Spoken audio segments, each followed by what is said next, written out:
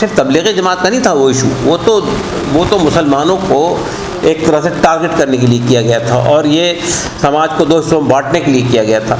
तो जो मीडिया मुस्तकिल हमारे मुल्क में एक लंबे अरसे से जो गोदी मीडिया जिसको हम कहते हैं, वो जिस तरह से समाज के वर्गों के अंदर इंतशार पैदा कर रहा है, जिस तरह से वो विभाजन पैदा कर रहा है, जिस तरह से वो बांट रहा है, जिस तरह की लैंग्वेज वो इस्तेमाल कर रहा है, उसके खिलाफ तो बहुत सख्त कार्रवाई होगी। CA NRC के ऊपर जिन लोगों ने सिर्फ स्पीचेस दिए जाकर और कॉन्स्टिट्यूशन के दायरे में बात की है, कोई उत्तेजक बयान नहीं दिया, कोई विभाजन की बात नहीं की, देश को बचाने की बात की, देश के संविधान को बचाने की बात की, उनके खिलाफ आप जो है UAPA लगा रहे हैं, उनके खिलाफ NSA लगा रहे हैं, उनको जो है आप बंद कर रहे हैं जेलों के अंदर, उनको जमानत नहीं मिल रही है।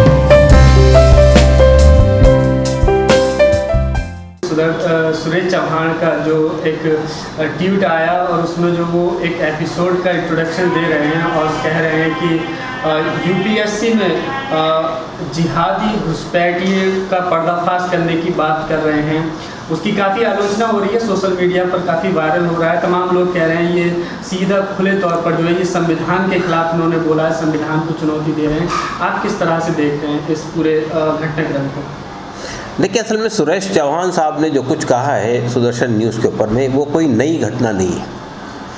ये इन लोगों को इससे मिलती है उत्तेजना कि इससे पहले दिल्ली में जो यहाँ पर इलेक्शन हुआ था, उस ज़माने में अगर होम मिनिस्टर ख़ुद ये बात कहते हो कि शाहीन तुम बटन दबाओ तो शाहीन बाग को करंट लगेगा या गोली मारो सालों को, और इस तरह की भाषा इस्तेमाल हुई है, उससे ये लोग प्रोत्साहित हुए।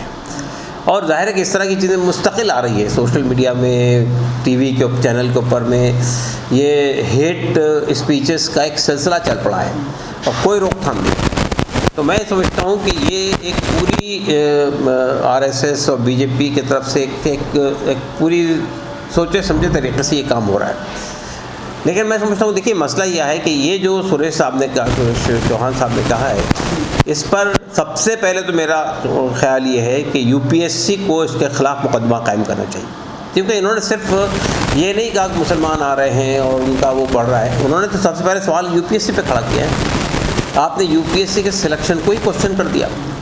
UPSC जिस तरह से ट्रांसपेरेंट तरीके से सिलेक्शन करती है और इतने लंबा प्रोसेस होता है, कई पहले यानी आपके रिटर्न एग्ज़ाम होता है, फिर इंटरव्यू होता है, कितनी छटाई होती है, कितने लोग आते हैं, उसमें से कुछ लोग इलेक्ट होकर आते हैं। तो इसका मतलब ये कि आप पूरी UPSC के ऊपर में सवाल खड़ा करना है, तो UPSC को सबसे पहले इनके खिलाफ मुकदमा कायम करना चाहिए। उसके बाद मेरा ख्याल ये कि इसके खिलाफ गवर्नमेंट को मुकदमा कायम करना चाहिए।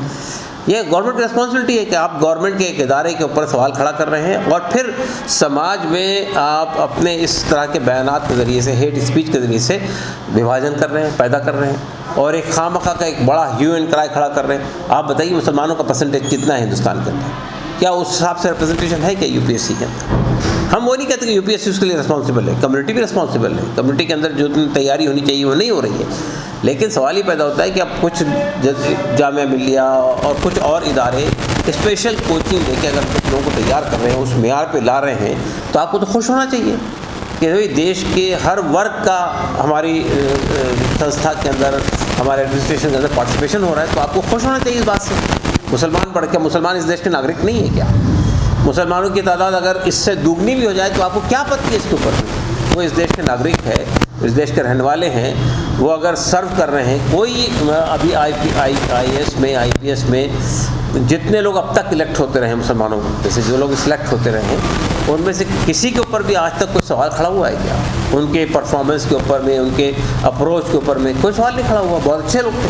सर, एक तरफ हम ऐसा माहौल देख रहे हैं कि अगर आप सोशल मीडिया पर ट्वीट करते हैं, सरकार के खिलाफ कुछ लिख देते हैं, आपको उठाया जाता है, आप पर जो है NSA जैसे कानून तक जो है लगा दिए जाते हैं। वहीं दूसरी तरफ ये सुरेश चौहान या से जो सिलसिला देख रहे हैं, पूरा मुस्लिम के खिलाफ जो है एकदम नफरत की खेती होता ये जो है इनका रहा है। तो इस पर तमाम लोग ये भी कह रहे हैं कि ऐसे चैनलों को जो है सरकार लाइसेंस क्यों दे देती है? किस तरह से इन्हें लाइसेंस मिल जाता है कि और इन पर कोई भी कठोर कार्रवाई नहीं होती है? देखिए, सुरेश चौहान का जो न्यूज़ चैनल है सुदर्शन न्यूज़ TV, वो कितना देखा जाता है, लेकिन उसके मुकाबले में रिपब्लिक TV, आज तक जी न्यूज़, न्यूज़ 18, इसका तो सर्कुलेशन बहुत ज़्यादा है, ये तो बहुत ज़्यादा रीच है इसकी। वहाँ पर आप जानते हैं कि अभी चंद दिन पहले की बात है, तबलीग जमात को लेकर कितना बवाल उठा दिया। ऐसा लग रहा था कि देश के अंदर कोरोना तबलीग जमात ही लाई है। और आज देखिए हाई कोर्ट से कैसे ऑर्डर आ रहे हैं उनके सिलसिले में। गलत है, छोड़िए उनको, कोई नहीं। और ख़ुद तबलीग जमात के जरिए से कितना वायरस फैला है वो भी सामने आ गया, उसका पूरा स्टैटिस्टिक्स सामने आ गया, डाटा आ गया। तो आप उस पर सवाल नहीं खड़ा करते हैं कि यहाँ पे फरवरी में गुजरात के अंदर ट्रंप आए थे, इतनी बड़ा वो उस वक्त में आयोजन किया गया था, कितने लाखों लोग वहाँ जमा हुए थे, उसके बाद तिरुपति के मंदिर में जमा हुए थे, और ये सिलसिला है। उसी दरमियान में मध्य प्रदेश की हुकूमत को आपने उलट पुलट कर दिया। ये सब काम आप कर रहे हैं, उस पर कोई आपत्ति नहीं है मीडिया को, लेकिन उसने तबलीग जमात को इशू बनाया। अब मीडिया माफ़ी क्यों नहीं मांगता है तबलीग जमात से, जब तबलीग जमात के सिलसिले में कोर्ट ने भी एक तरह से ग्रीन सिग्नल दे दिया और तबलीग जमात के बारे में साफ़ हो गया बात कि नहीं गलत बात है, कोई ऐसा कुछ नहीं हुआ था। तो इतना जो सिर्फ तबलीग जमात का नहीं था वो इशू, वो तो मुसलमानों को एक तरह से टारगेट करने के लिए किया गया था और ये समाज को दो हिस्सों में बांटने के लिए किया गया था। तो जो मीडिया मुस्तकिल हमारे मुल्क में एक लंबे अरसे से, जो गोदी मीडिया जिसको हम कहते हैं, वो जिस तरह से समाज के वर्गों के अंदर इंतशार पैदा कर रहा है, जिस तरह से वो विभाजन पैदा कर रहा है, जिस तरह से वो बांट रहा है, जिस तरह की लैंग्वेज वो इस्तेमाल कर रहा है, उसके खिलाफ तो बहुत सख्त कार्रवाई हुई है। ट्विटर पर जो फोटो है सुरेश चौहान का लगा हुआ, उसमें जो है मोदी जी के साथ में वो फोटो लगा हुआ है, और जो उन्होंने टैग किया है उसमें आरएसएस और पीएम नरेंद्र मोदी को टैग किया है। तो क्या नहीं लगता है कि खुले तौर पर जो है इनको संरक्षण है सत्ता का, बीजेपी का, आरएसएस का? देखिए बिल्कुल संरक्षण है। अगर संरक्षण नहीं होता तो ये ज़बान नहीं बोलता यार। आपने जो बात कही थी, बहुत इंपॉर्टेंट बात कही थी कि अभी CAA NRC के ऊपर जिन लोगों ने सिर्फ स्पीचेस दिए जाकर और कॉन्स्टिट्यूशन के दायरे में बात की है, कोई उत्तेजक बयान नहीं दिया, कोई विभाजन की बात नहीं की, देश को बचाने की बात की, देश के संविधान को बचाने की बात की, उनके खिलाफ आप जो है UAPA लगा रहे हैं, उनके खिलाफ NSA लगा रहे हैं, उनको जो है आप बंद कर रहे हैं जेलों के अंदर, उनको ज़मानत नहीं मिल रही है। अब शर्जील इमाम को जो बयान उन्होंने दिया है, हम उस बयान से इत्तेफाक नहीं करते हैं, लेकिन उस बयान में कोई चीज़ ऐसी नहीं है जो एंटी नेशनल। उन्होंने जो बयान दिया वो आप कह सकते हैं, उस पर आप सवाल खड़ा कर सकते हैं, हम भी सवाल खड़ा करते हैं कि नहीं देना चाहिए था। इसके अलावा डॉक्टर कफील के खिलाफ क्या है भाई, इल्ज़ाम क्या है आपका? आप बेल ही नहीं दे रहे हैं उसको, डाले हुए हैं। वो आदमी जो आज कोरोना के ज़माने में बहुत ज़्यादा ज़रूरत है ऐसे डॉक्टरों की जो पब्लिक के अंदर काम करते हैं, उनको आप उठा के जेल में बंद कर देते हैं। खालिद सैफ़ी को आप 6 महीने से जेल बंद किए हुए हैं, और भी लोगों को, पिंजरा तोड़ ग्रुप के खवातीन लेडीज़ को बंद किया है, और भी लोगों को बंद कर रखा है। और आप देख रहे हैं योगेंद्र यादव पर, अपूर्वानंद के ऊपर, उमर खालिद पर, आपके ये हर्ष मंदर पर आपने उस CAA के उसमें उठाकर उनके ऊपर उसमें चार्जशीट में नाम डाल दिया उनका, और कभी भी आप उठा सकते हैं उनको। या उससे पहले जो भीमा कोरेगांव के नाम पर जिन लोगों को उठाया जा रहा है, पिछले 2 साल से चल रहा है सिलसिला।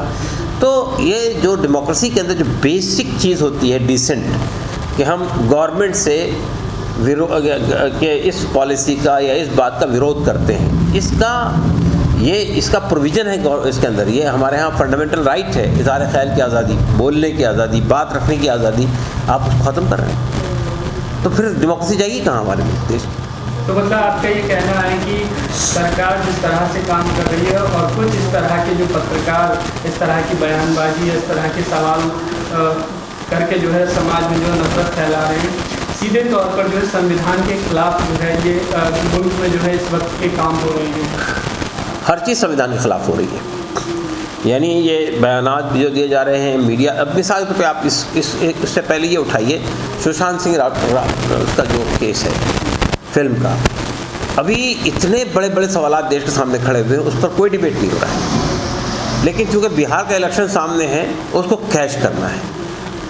और दूसरी बात ये कि जब कोई चीज़ इन्वेस्टिगेशन के मरहले में हो, पुलिस इन्वेस्टिगेट कर रही हो, उसको तो पब्लिक में लाने का कोई किसी को इजाज़त नहीं होनी चाहिए। आप ऐसा लग रहा है कि मीडिया ट्रायल हो रहा है हर चीज़ का। आपको चंद साल पहले की बात होगी, JNU में जो कांड हुआ था मामला 2016 में, उमर खालिद, कन्हैया कुमार और शैला, ये इन लोगों के सिलसिले में क्या हुआ था, वो गुब्बारे में से हवा निकल गई, क्या कुछ नहीं। उसने कहा था पाकिस्तान गए हैं और कश्मीर से ताल्लुकात है और ये हुआ और वो हुआ।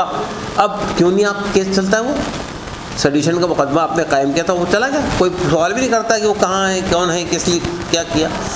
तो मैं ये कहना चाहता हूँ कि ये मुझे यकीन है कि ये जो CAA NRC वगैरह के सिलसिले में जिन लोग गिरफ्तार किया गया है या जिन लोगों को चार्जशीट के अंदर नाम डाला गया है, ये सब लोग कोर्ट से क्लीन होकर निकल के आएंगे, लेकिन कितने साल लग जाएंगे।